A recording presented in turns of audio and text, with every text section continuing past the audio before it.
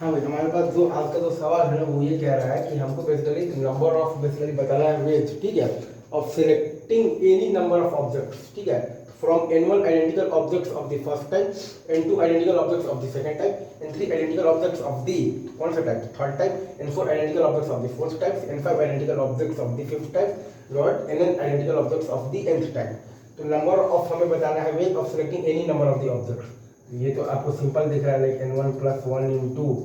आपके पास आ जाएगा n2 + 1 into आपके पास आ जाएगा n3 और +1 इंटू आपके पास आ जाएगा n4 और +1,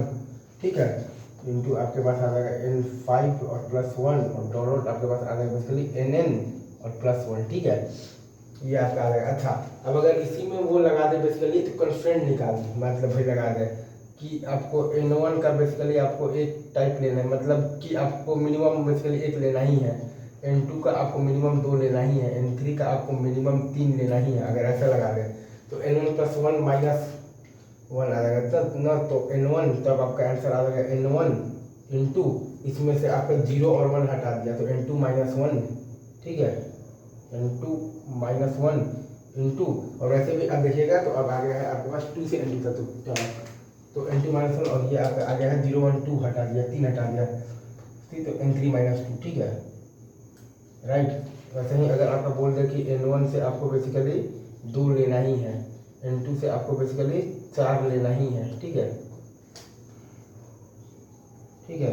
और n3 से आपको बेसिकली 5 लेना ही है, ऐसा बोल दे तो ये आ जाएगा आपके पास n1 0 और 1 हट गया ना, 0 1 हट गया तो n1 - 1 इंटू n2 - 3, क्योंकि यहाँ से आपके पास 0 1 2 3 हट गया तो n2 + 1 - 4 n2 - 3, और यहाँ से आपका n3 - 4, क्योंकि 0 1 2 3 4 हट गया, 5 हट गया तो n3 + 1 - 5 n3 - 4, ठीक है। ऐसे ही लाइक अगर आपसे कोई ये बोल दे कि n1 से आपको बेसिकली मिनिमम लेना है 3, n2 से आपको मिनिमम लेना ही है 5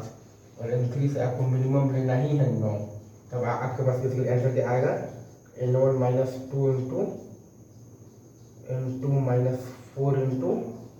n3 - 8, राइट, n3 - 8, ये आ जाएगा आपके पास, ठीक है सर, ये आपको समझ में आ गया होगा ठीक ठाक, राइट।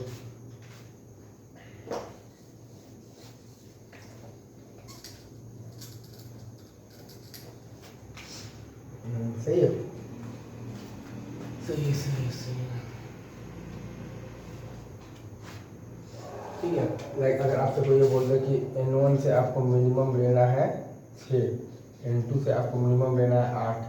n3 से आपको मिनिमम लेना है 11, तब आपके पास आंसर क्या आएगा, तब आपके पास आंसर आ जाएगा n1 - 5 इंटू n2 - 7